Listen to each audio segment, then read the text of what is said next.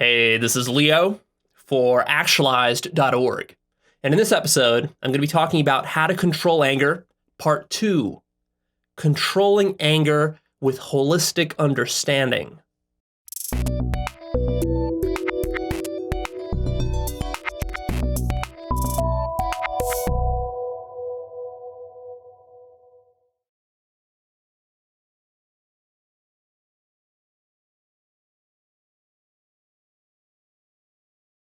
It's been a few years since I shot the How to Control Anger Part 1 episode. You can go back and watch it. But I've grown a lot in these intervening 2 years or so since I shot that. And I have deeper insights about anger that I want to share with you.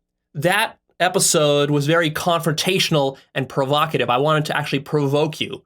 So some people liked that. Some people hated that about that episode. Here, I'm going to take a more compassionate approach. And I'm going to share a new facet of how to understand anger and what it's really about. So first, let's acknowledge that there are great degrees on the spectrum of anger. Everything from rage, full-blown rage, to just mild annoyance, and everything that comes in between. And the mild annoyance version of anger is actually probably the most significant to you. If you're actually doing a lot of personal development work, you probably don't have full-blown rage that often, although maybe you do. But what you have a lot more of is just these mild annoyances, which are still very significant. And you might not be aware of those because a lot of those are so subtle that it just takes a lot of mindfulness and awareness development already to start to notice how they affect how you feel and how you behave in your life. There's also anger that is what I would call hardwired. This is the kind of anger that comes from early childhood traumas, like if you were abused or beaten or sexually molested, this sort of stuff, and you develop this deep bitterness inside of you. Now, that's a slightly different issue. I'm not focused on fixing that in you here. That requires a deeper kind of work, and that I might talk about in the future. All right, so here I'm talking about more normal, mundane forms of anger. So here's the perspective that I want to share with you about anger. And now this is not going to be a complete description of anger. This is not a comprehensive episode. This is just one perspective on one way to deal with anger and to see where it comes from. So the perspective is that anger comes from a lack of holistic understanding. That's the gist of it. And my claim here, believe it or not, is that if you understand a situation or reality holistically and existentially, that you can't get angry at it. This might be situations out in the world, or it might be other people. Those are really the two things that you get angry at, right? Situations and people. Maybe also yourself. Maybe you get angry at yourself. So if you understand yourself holistically, the world holistically, and other people holistically, then you won't get angry at them. That's my claim. Now, that might seem a little far-fetched and idealistic, so we got to go in and actually talk about what I mean by this thing called holistic understanding and why it is the case that this is the solution to anger. But before we get into that, I'll give you a lot of examples of how this works exactly. I just want to highlight that this is one of the reasons why I stress holism in my work. A lot of the stuff I talk about tries to push you towards holism and also radical open-mindedness. Why is that? Because this is necessary, right? To be at peace in the world, you have to understand how the world really works at deep levels that most people don't understand it at. And then when I see people resistant to developing their understanding, for example, when I tell people to go read books or to go, pursue some sort of hard work to actually develop the understanding, they come up with all these excuses like, oh, well, that's not important. That's not important. That's just seeking. That's more seeking. No, that is true development. That's true growth. And that's important. It's important that you develop this holistic understanding. And this holistic understanding will not just come to you with enlightenment alone, because there's a lot of other facets of the world you need to understand if you want to not be angry at it. So, okay, let's talk about why holism is important. So what's holism got to do with anger? Here's the gist of the fundamentals of how this works. So first, what you do is you create a partition within reality. This partition is called you. This is a virtual partition. You've created it.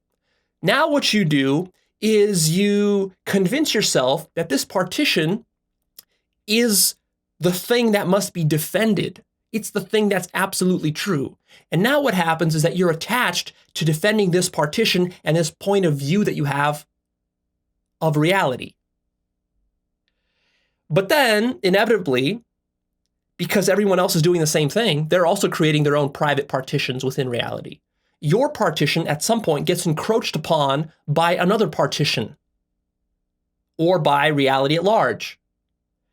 And what this leads to is you feeling injustice and a sense of violation because it feels like your little partition, your little territory has been encroached upon. So of course you feel violated. And from that comes this sense of outrage and anger that you have. You see?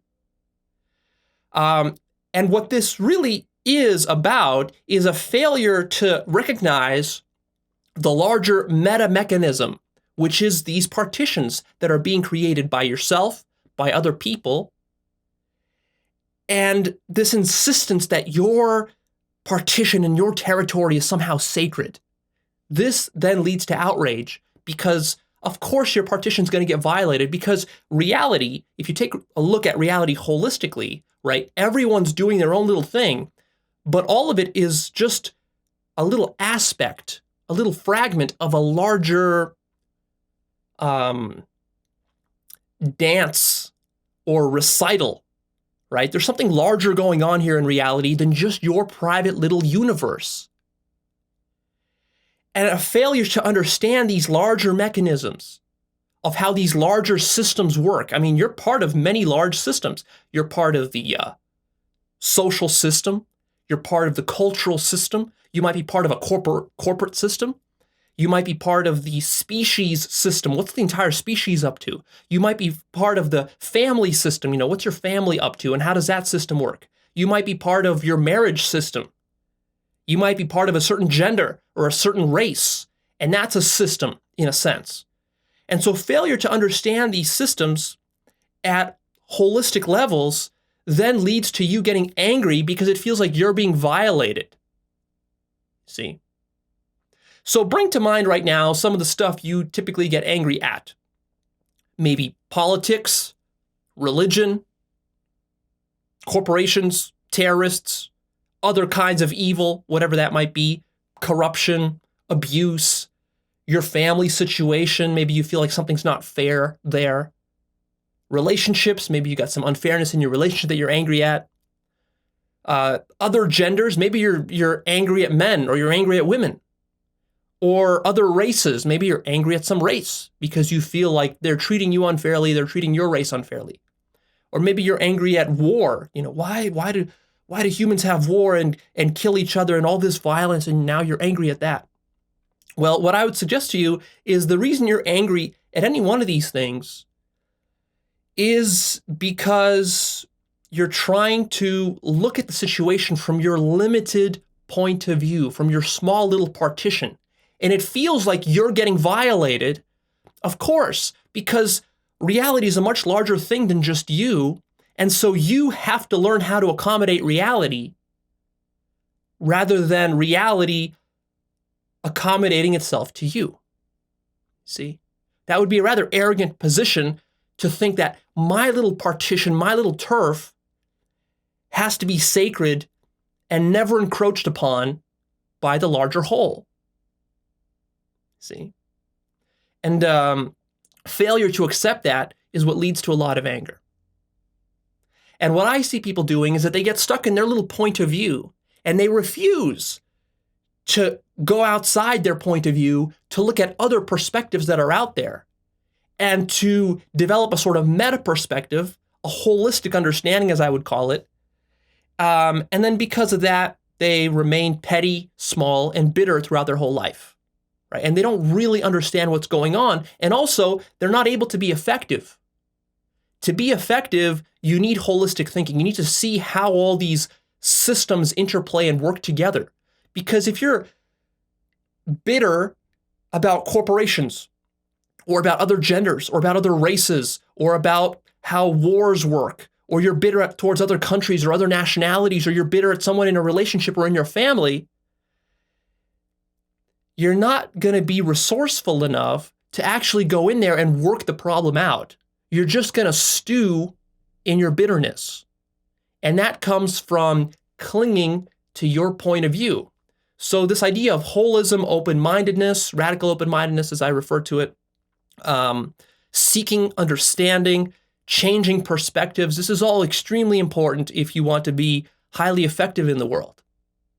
And also if you want to be at peace in the world, right? How are you going to be at peace when all these complex systems that you don't understand are encroaching upon your little turf? It's not going to happen. So how does understanding cure anger?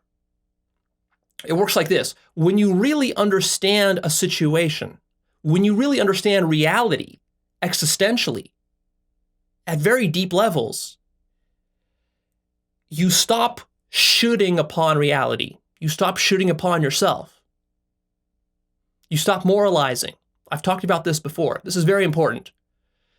To be angry, you need to have certain rules and should statements that you make, that you put up, like standards that you establish, like people shouldn't get killed, and politicians shouldn't be corrupt, and my family shouldn't fight with each other, and my marriage should be smooth and peachy, and women and men should treat each other better, and there shouldn't be abuse, and religion shouldn't exist. And so all this should not and should be this way or that way, right? And when you create all these shoulds, again, what you're doing is you're insisting on your point of view, and you're not seeing and not allowing reality to be exactly how it is. When you see why reality functions as it does, what that creates is just acceptance. You accept and you realize, like, oh, it's inevitable. It actually couldn't be any other way than it is. And then that produces peace. See? Now, again, this might sound idealistic to you. I know that if I was told this 5 years ago, without a lot of the work that I've done, a lot of the research that I've done, it would have seemed like, oh, well, yeah, I mean, that sounds good on paper, but what about when the rubber hits the road? So let's take a look at some examples, because I want to show you that this is more than just idealism or theory or philosophy, right? This is something that I intend for you to implement in your life in the way that I am. And this really will give you peace. So let's take a look at some examples. So let's say that you get mad or angry at corruption in general. Maybe you're disgusted by all the money in politics. So corrupt, these politicians, they're so corrupt. And maybe at the dinner table, you come home, you watch some news, and then you hear about some corrupt politicians, and you come home to your dinner table and you start talking about how damn those politicians, we voted for the right politicians, but they're still corrupt. And so that pisses you off. So in that situation, what I'm telling you is that there's something larger that you're not understanding. So your point of view is that I should be able to go vote for a politician, and then he should be unimpeachable. He should be perfect and spotless and just do the good work of the government and fight for my interests without getting corrupted by government, special interests or corporate money. Okay, that's your perspective. That's your little turf that you've carved out for yourself, right? That's what you need. That's your self-agenda at work. That's what you want. And you treat it as though that's what the whole world wants and what the whole universe wants. But that's not the case. So in this case, if you look deeper and you ask yourself, what am I failing to understand here? Could I take a larger, more holistic meta perspective? You will discover that actually you can study why corruption exists. What is corruption? Where does corruption come from? Isn't that interesting? That's an interesting question to ponder. Why does corruption exist at all? Why do people become corrupt? Is it possible that there's corruption inside of me as well? Could it be that the same mechanisms that are running those corrupt politicians are the exact same psychological mechanisms that I find in myself, but that I like to hide and deny? Could that be true? And when you start to investigate all that and you realize what corruption really is and why it happens, you can no longer be angry at it. That's my claim. And if you still insist on being angry at it, What I would suggest to you is that you haven't developed a holistic enough understanding of it yet. Go study corruption more. Go really understand the root causes of it and why it exists. And if you do that deeply enough, at some point, you will just find it impossible to be angry at corruption. How about the example of lying? Maybe the thing that really rubs you the wrong way is when people lie to you. It's like, how could that person lie to me? Maybe like your kids have lied to you about taking drugs or something, and then you get pissed off at them. Understandable, but also realize that, again, you're looking at the situation from your point of view. How about stepping into the other person's shoes and seeing it from their perspective? How about trying to get a holistic understanding of the whole structure of lying and why lying exists? Why do people lie? That's an interesting question. Maybe contemplate that for a bit. Maybe study it. Maybe go read some books about it. And maybe start to realize that, hey, I get angry at people lying, but how much lying do I do myself?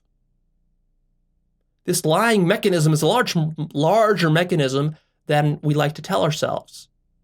And these lies can be sneaky. A lot of times I lie to myself and I don't even realize that I lied to myself until years later. See? And so what happens is that when you start to really understand how lying works and why people lie, rather than defending your little perspective, of course, from your little perspective, you want no one to ever lie to you. Of course, that serves you. Of course you want that. That's the easiest thing in the world to want. What's really emotionally challenging is to say, wait a minute, let me open it up here and see the larger mechanism. Why is everybody lying? Why does that exist? Could lying serve a useful function in the world? Why is lying a part of reality? Is it because God is evil? Is it because of the devil? Or is it just a structural component? Is it part of something larger, the larger design? Could I study that larger design and see why it really functions that way? And my claim is that if you do that, you will stop being angry with lying. Not just lying in general, but lying specifically, in the sense that your child might come to you and lie to you about something very important. And while you might not like that lie, I'm not saying you're going to like it, but you will perhaps have such deep understanding of lying that you will understand why it was there. And when you understand the why of it, and when you stop shoulding on the situation and saying, no, nobody should ever lie, then what is there to be angry about? Try it. Same thing with relationship or family problems. Maybe you have a problem with some relationship of yours, intimate relationship. Maybe your boss is an asshole or whatever, doesn't treat you fairly, and you're angry at that. Well, again, I would challenge you to look at it deeper from beyond your own perspective and ask yourself, what is relationship? Why do relationships work the way they work? Or if you feel a sense of injustice about your boss not treating you fairly because he promised you a raise but then didn't give it to you, for example, take a look into that. What is the larger dynamic happening there? What is business? Why does business work the way that it works? Why is there unfairness and injustice in business?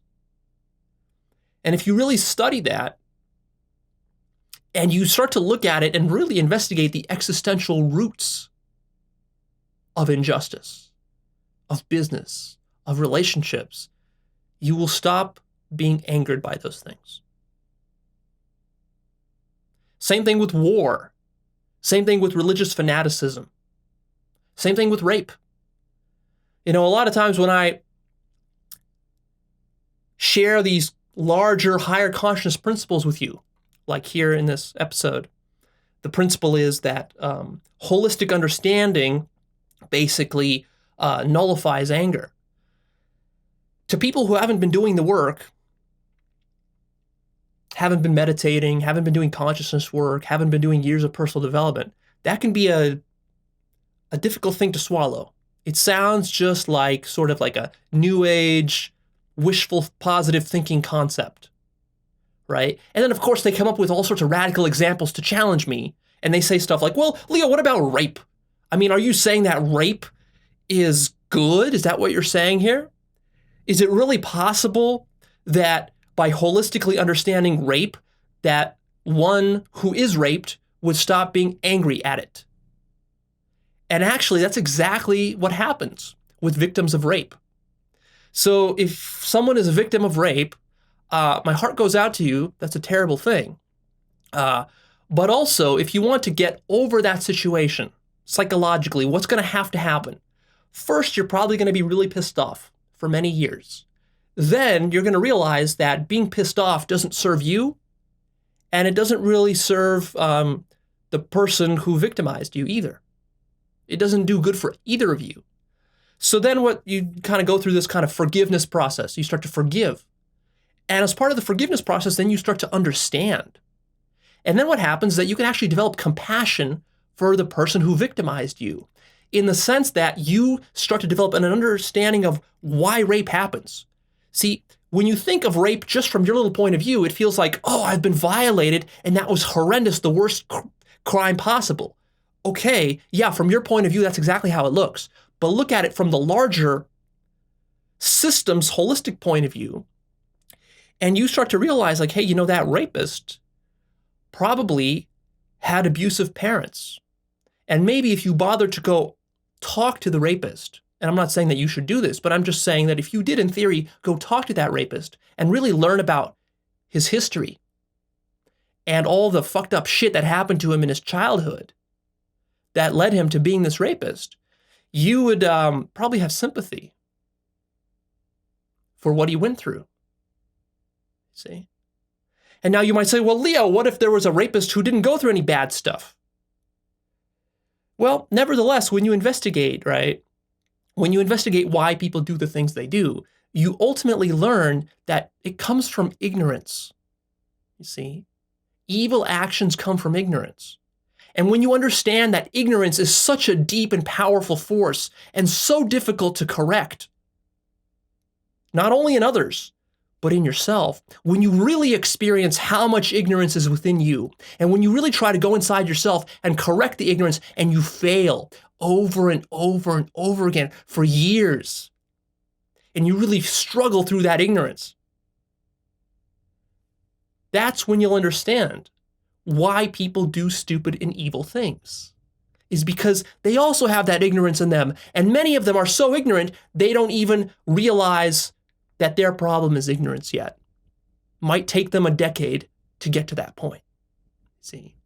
And when you start to understand that, it doesn't make the other person's evil actions correct, but it takes the edge off them, and it allows you to accept, because you're now seeing the world from more than just your little point of view. And that's exactly what's necessary to eliminate anger. I'll give you one last example, and this is a minor one, right? Because I talked about some big issues here. You know, rape, war, religious fanaticism, lying, and corruption. You know, these are big things to get angry about. But I also want to point out to you that there are many little things that you get angry and annoyed on throughout your day that happen every single week with you. So this could be stuff like someone steals your parking spot and that makes you angry. Minor thing, right? You're not in some full-blown rage over it, hopefully, just a little annoyed by it. Or maybe your upstairs neighbor's making noises and you can't fall asleep on time. And you don't get into a total rage about it, but it annoys you. Or maybe your spouse does something that annoys you, like they pick their teeth, or you know they scratch their nuts in public or something like that. And that's just a little thing that annoys you. Again, apply what I'm talking about here. This is a very general principle. You can apply this principle to stuff like rape and war and terrorism, or you can apply this principle to very minor things. So the example I wanted to give you is just last summer, I was experimenting with meditating outside. Usually I meditate indoors, but I was meditating outside and I was really getting into it. It was like 115 degrees here in Las Vegas in the summer, but I was sitting under the tree in the shade on my lawn chair and just meditating for like 3 hours a day. And I would do that. And I was sitting there meditating, and I was kind of in this higher consciousness zone state. And then I hear a bird off in the distance, and he's kind of squawking in this annoying manner. And I feel myself getting annoyed and a little bit angry at that. Just a little bit. It's very subtle. Usually I wouldn't even notice it if I wasn't sitting there meditating for a few hours. So I notice it, but then also what happens is that something clicks in me and I realize, oh, I am the bird. There is no separation between me and bird, or the sound that the bird made. That literally is me. And of course, you can't be angry at that point. And so it just becomes a non-issue. Now that right there, that example right there, might not even make sense to you, what I even said here. Like, Leo, you and the bird, how can you be a bird? This sounds silly. This sounds like you're just deluding yourself with fantasies, and you're using this as some sort of technique to eliminate anger, and then that's what you want me to do? No. What I'm sharing with you here is actually a very advanced example. You might need to do consciousness work for 5 years to get to the point where you can appreciate what this example is actually demonstrating, right? This example is a very advanced example, because literally what's happening in this example is that the mind is understanding and becoming conscious of the arbitrariness of these partitions that are created. And the most fundamental partition you create is between self and other, or self and world. And if you can ever erase that partition between self and other, or self and world, that is not just some positive thinking fantasy. That goes way beyond belief. You're at the very, very existential level there. And when you do that, what pours forth from you is love. And you have incredible amounts of acceptance for everything. So when you can look into the eyes of a rapist and realize that that rapist is literally you, if you can ever get your consciousness to that state, you will weep with tears of joy and love. That's what will happen to you. That's how deep this stuff can go. Now, you probably can't do that right now. You can't fake it, what I'm talking about here. At this very existential level, it has to be real. You have to be fully conscious of it. You can't fake it. And I'm not saying that I'm perfect at this and that I can do it every single day. I certainly can't. And I certainly have my frustrations every day, and I certainly get angry at stuff sometimes a little bit. Not just like some full-blown rage, but, get annoyed by stuff all the time. So I'm just trying to show you what's possible. This is your potential. You can work towards this. So if you've been an anger-prone person for your whole life, that's just how it was. But I want you to see that if you really commit yourself and you do this work and you stick with me and you learn all the different concepts and you go and apply it, and you really want to, you can reach this state where shit that you thought would annoy you indefinitely, you can actually convert that and transmute that into love. That's what's possible. But for now, just start with the basic stuff. Now, let me answer a few objections. One objection is, but Leo, isn't outrage justified and useful? So it sounds like what you're doing here is you're kind of like taking my outrage away. And then what am I going to do? Am I going to be as effective in the world? This is a paradoxical point. You will find that if you take your outrage away, you will actually become more effective. You don't really need it. It might seem to you like being outraged then kind of creates a certain motivation for you to go out there and solve a certain problem. Maybe you've experienced this where you get pissed off at something and then you really go and get to work and you solve the problem. I've experienced that before. That certainly can happen. Anger can be motivating, but there's something greater that can motivate you, right? There's different qualities of motivation, and a big part of personal development is purifying the quality of motivation that really fuels you.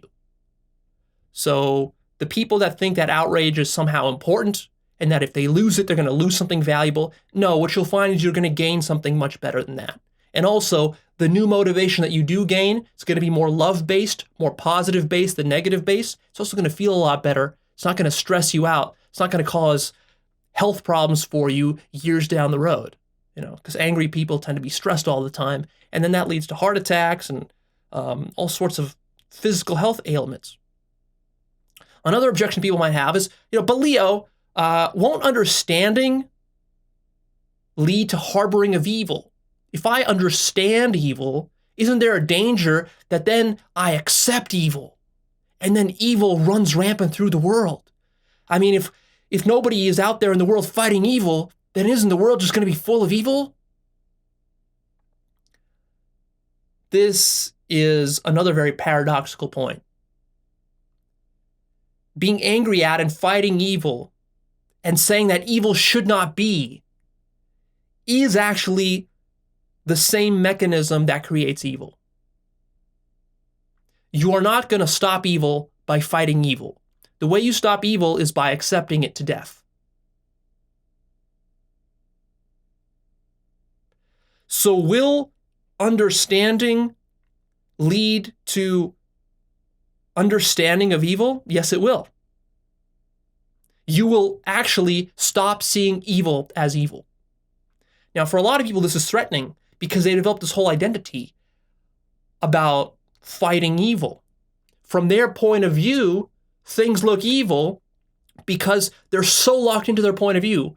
If you take the biggest, most holistic, most existential perspective, evil does not exist. What you call evil is just another form of one unified reality. Doesn't happen to serve you, which is why you feel it's evil. But that's another matter. That's how it looks from your point of view. But your point of view is just one out of infinite number of points of view within reality, right? There's no reason to demand that your point of view be the dominant one. And if you live your life that way, you will suffer a lot for it. And the best way to stop evil is to actually accept it so much that you're not triggered by it and that you're at peace, whether evil stuff is happening to you or not. And when you can do that, you can literally understand evil to death. And then when you act from that place of understanding of evil to death, evil around you tends to melt away. Not always. People can still do evil shit to you, but it tends to melt away. And you tend to develop this extraordinary capacity to radiate love and to radiate happiness in a way that people find it difficult to even do evil to you. Although they still can, right? It's not a foolproof method. Another objection might be, well, Leo, yeah, sure, you're talking about this now here, standing here. Theoretically, this all sounds good. It's easy for you to say all this stuff, like, loving a rapist or something like that. But what happens when you're put in this tough situation? What happens if you lose your child, or what happens when someone steals some money from you or whatever? Will you actually be able to follow through on this? I'm not claiming that I'm capable of following through on it at all times.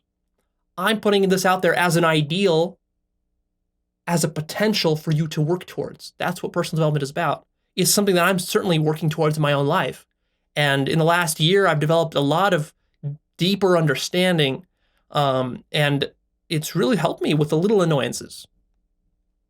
I don't get huge anger outrages, but the little annoyances I do get, and I find myself a lot more accepting, a lot more loving of them now than I was just a year or two ago. So this objection that, oh, Leo, you just live a cushy life and it's so easy for you to just talk about this stuff. No, I've had some evil shit happen to me. A few years ago, a former business partner of mine stole $25,000 from me. I had to go sue him in court in another country. I actually published an episode about that a long time ago. Won the court case. I won the court case. And still, 4 years later, I still don't have the money. And I've had to, work to accept all that. That was challenging for me to do. So, sometimes I do experience like injustices that I perceive as injustices. But also I understand that the injustice that I perceive is only valid from my little point of view within my partition. And I understand why my partition gets encroached upon, because it's part of a larger system where encroachment happens. The deepest thing for you to realize in all this work is that reality is absolutely free. That's what reality is its infinite degrees of freedom. To really grasp that, not just as an intellectual understanding, but to really see it, to experience it, to grasp it directly with your consciousness, that's a huge breakthrough in this work. And you start to realize that your only job in this world is really to make peace with reality. And that a lot of what you've been doing your whole life is resisting reality. And making peace with reality is a lot tougher than most people think. Because the truth is an acquired taste. You think you like the truth? You think you like reality? No. The real test of whether you can stomach truth and reality is when the shit hits the fan and something evil happens to you.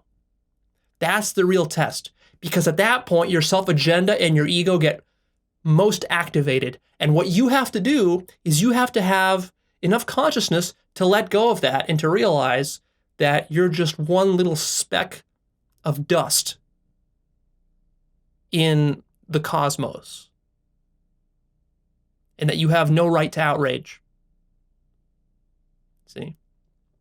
And to do that, this is not something you can fake. This is something that you have to develop your way to. It requires spiritual purification work. It requires deep holistic understanding. And that's something you can work towards. To understand evil to death. Not as a belief, but to actually to see it, to penetrate it with your mind. So that's the theory. Now here's the practice. What do you do about all this? How do you actually implement this? Well, first, I'll give you a very simple little technique that you can use. So basically, the next time that you're angry, I want you to stop and to consider the other perspective, the perspective that you're ignoring. I want you to really understand that you have to be locked into a perspective to maintain anger. And you have to not be seeing the big picture. So here you're going to stop and you're going to really look at the big picture. What's the big picture here that you haven't been seeing? And the key question you want to ask yourself is, what am I failing to understand? No matter what it is. So if you get cut off in traffic, ask yourself, what am I failing to understand there? Someone steals your parking spot, what am I failing to understand there? If someone steals some money from you, what am I failing to understand there? If your partner cheats on you in your relationship, what am I failing to understand there? That requires you taking a lot of responsibility. And then force yourself to dig deeper and understand the situation to such a deep degree that you finally hit acceptance. That's what'll happen. And if you're telling yourself, oh, I've dug into it, but I'm still angry, what I'm going to tell you is that dig deeper, because you haven't dug deeply enough. Dig until you hit acceptance.